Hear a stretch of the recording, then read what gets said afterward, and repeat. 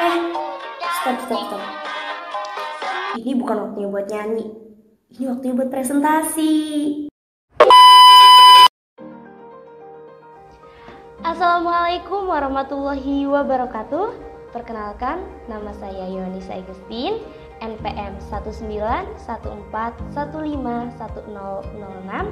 dari jurusan Kehutanan, Fakultas Pertanian, Universitas Lampung. Jadi di video kali ini saya akan membahas mengenai pengaruh perubahan iklim terhadap kelimpahan dan keragaman jenis semut dalam hutan lindung Desa Tahuha. Sumber materi ini berasal dari Jurnal Hutan Tropis volume 6 nomor 3 yang ditulis oleh Francina Latumahina, Gun Mardiatmoko, dan John Sahusilawan.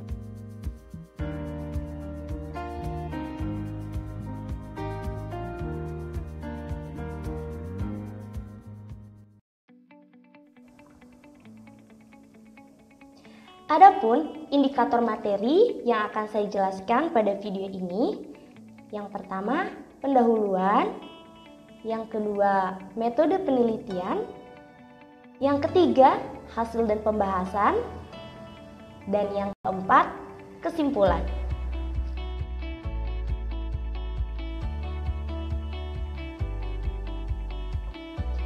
Baik, indikator materi yang akan saya bahas pertama adalah pendahuluan.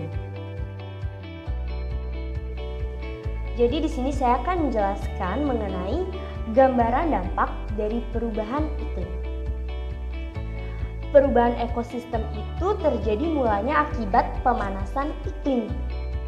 Di mana persoalan ini terbilang serius karena perubahan iklim ini terjadi hampir di setiap tipe ekosistem dan terjadi secara bertahap. Oleh sebab itu, adanya perubahan menyebabkan yang pertama, kenaikan suhu permukaan bumi, yang kedua, melelehnya salju di kutub utara, yang ketiga, kenaikan permukaan air, yang keempat, gangguan keragaman hayati, dan masih banyak lagi dampak-dampak dari perubahan.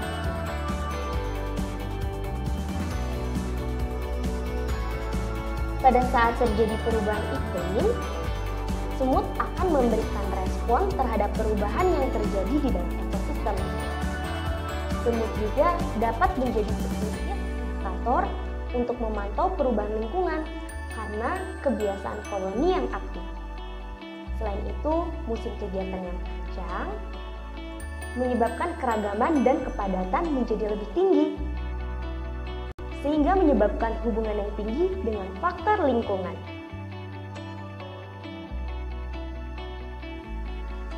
Baik, berlanjut pada indikator materi yang kedua yang akan dibahas adalah metode penelitian. Baik, saya akan menjelaskan mengenai waktu dan lokasi penelitian ini dilaksanakan. Penelitian ini dilaksanakan pada bulan Mei sampai Juli 2018 dan lokasi pelaksanaan penelitian ini di Hutan Lindung Desa Tahuha, Kabupaten Maluku Tengah, Provinsi Maluku. Selanjutnya, saya akan menjelaskan mengenai metode-metode apa sajakah yang digunakan pada penelitian kali ini. Metode yang pertama yaitu hand collecting, di mana metode ini menggunakan tangan dan tanpa alat bantu maupun bahan apapun. Metode yang kedua adalah pitfall trap, di mana metode ini menggunakan campuran air dan deterjen. Dan metode yang ketiga adalah bait trap, di mana metode ini menggunakan umpan ikan tuna dan air gula untuk menarik perhatian para semut. Dari ketiga metode tersebut, yaitu hand collecting, pitfall trap, dan bait trap, kemudian sampel dikelompokkan berdasarkan metode pengambilan sampel dan diawetkan dengan alkohol 70%. Kemudian diidentifikasi hingga tingkat spesies menggunakan buku Identification Guide to the Ant Genera of the World. Selanjutnya, inventarisasi vegetasi menggunakan metode Continuous Strip Sampling pada petak berukuran 20 x 20 meter untuk tingkat pohon, 10 x 10 meter untuk tingkat tiang, 5 x 5 meter untuk sapihan, dan 2 x 2 meter untuk semai. Data iklim mikro berupa suhu dan kelembapan udara, dan data tanah berupa suhu dan kelembapan tanah. Untuk materi yang akan saya jelaskan selanjutnya yaitu hasil dan pembahasan.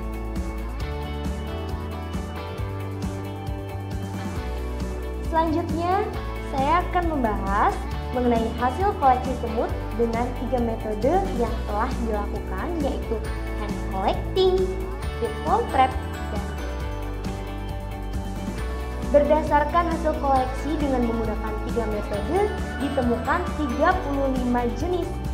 Berdasarkan tabel, nilai kekayaan jenis sebesar 4,51%, indeks kemerataan jenis 0,41%, pola distribusi sebesar 0,19%.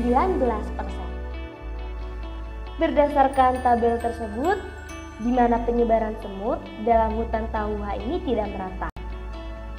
Nilai keragaman jenisnya sebesar 1,47, tergolong dalam kategori sedang.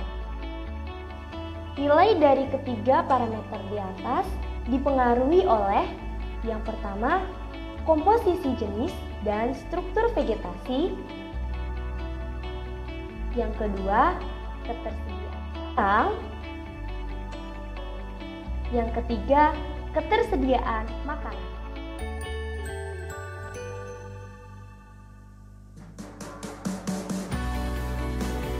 Selanjutnya saya akan menjelaskan mengenai ketiga parameter hasil koleksi semut. Yang pertama ada komposisi jenis dan struktur vegetasi, di mana perubahan tutupan vegetasi berhubungan dengan ketersediaan makanan dan sarang untuk beraktivitas. Hasil analisis NDVI menunjukkan kerakusan vegetasi dalam hutan lindung Tauha tergolong sedang dengan luas 441.132 hektar. Perubahan struktur tumbuhan di suatu lahan selalu berkorelasi dengan keragaman dan kelimpahan semut, sehingga kehadiran semut tertentu diasumsikan ditentukan oleh vegetasi penyusun kawasan. Komposisi jenis semut akan berbeda berdasarkan jenis vegetasi. Yang kedua, ketersediaan sarang. Ketersediaan sarang mempengaruhi kelimpahan produktivitas dan struktur koloni semut. Sarang dimanfaatkan sebagai tempat penyimpanan makanan, budidaya makanan, dan tempat perlindungan bagi ratu dan koloni. Pada saat penelitian, ditemukan sarang Dolicherdus tarosisa supada di gundukan tanah sekitaran akasia. Akasia ini digunakan sebagai tempat berlindung. Indikator yang selanjutnya yaitu ketersediaan makanan. Makanan dengan kandungan gizi, glukosa, dan protein akan mempengaruhi perkembangan dan reproduksi semut. Penelitian ditemukan semut yang menyukai larutan gula dan ikan secara bersamaan, tetapi juga hanya larutan gula atau ikan, dan sebaliknya, atau bahkan tidak ditemukan pada kedua jenis makanan. Jenis makanan dan aktivitas pencarian makan sangat mempengaruhi komposisi semut dalam hutan lindung. Aktivitas pencarian makan dipengaruhi oleh 3 faktor, yaitu kebutuhan internal berupa rasa lapar dan produktivitas larva. Yang kedua, sumber makanan, dan yang ketiga, iklim mikro. Komposisi semut dalam areal berhutan lebih tinggi dan bervariasi dibandingkan areal non-hutan sebagai konsekuensi perbandingan fisik ekosistem, ketersediaan makanan, ketersediaan sarang, predasi, dan persaingan antar semut. penyebaran jenis semut pada tiap jalur pun bervariasi. Analisis multidimensional scaling yang dilakukan untuk mengetahui hubungan antara karakteristik habitat dengan variabel pH tanah, bahan organik, suhu tanah, suhu udara, kelembapan udara, kelembapan tanah, curah hujan, dan kebisingan dengan keanekaragaman semut yang diperoleh. Selanjutnya, saya akan menjelaskan mengenai luasan tutupan vegetasi berdasarkan analisis NDPI. Penelitian ini menggunakan nilai NDPI yang diklasifikasi ulang menjadi 3 kategori seperti kerapatan jarang, kerapatan sedang, dan kerapatan tinggi.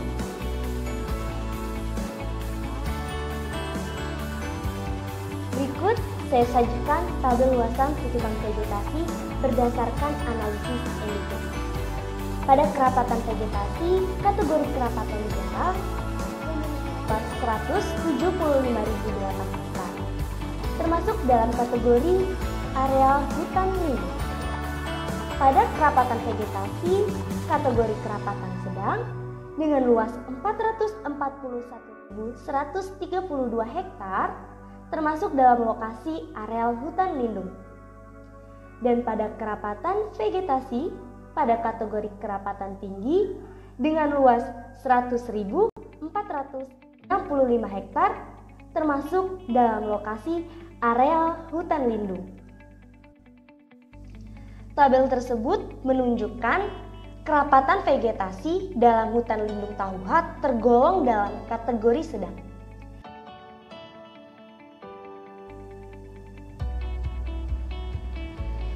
Hubungan perubahan iklim dengan kelimpahan dan keragaman semut.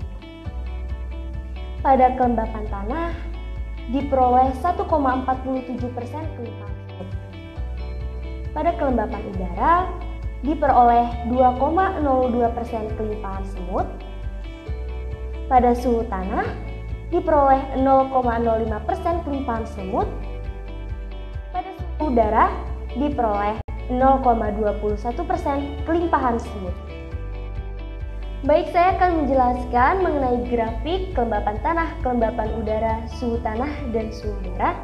Menurut hasil R-square, nilai suhu tanah sebesar 0,21%, suhu udara 0,05%, kelembapan udara 2,02%, dan kelembapan tanah 1,47% terhadap kelimpahan semut dalam hutan lindung Tauhat. Diketahui bahwa variabel kelembapan udara memiliki korelasi tertinggi dengan kelimpahan semut sebesar 2,02% dan korelasi terendah suhu udara dengan nilai korelasi 0,05%. Hal ini menunjukkan bahwa keempat variabel tersebut mempunyai hubungan dengan kelimpahan semut. Namun, terdapat variabel lain yang lebih mempengaruhi di luar korelasi ini.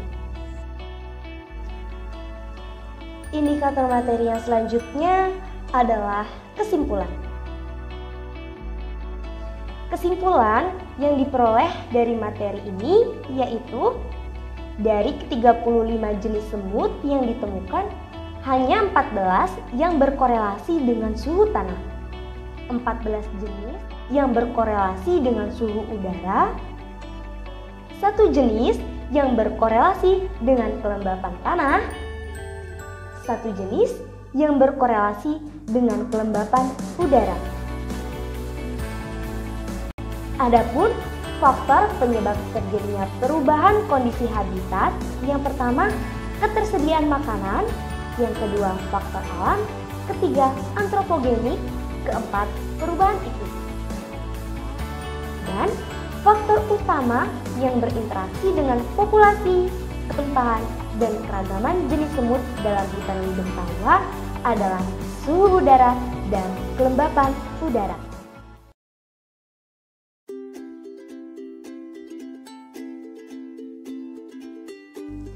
Oke, baik, demikian yang dapat saya sampaikan dalam materi pada kali ini. Semoga bermanfaat, dan apabila banyak kekurangan dan kesalahannya, saya mohon maaf. Wassalamualaikum warahmatullahi wabarakatuh. Jangan lupa ya buat like, komen, dan subscribe juga channel ini.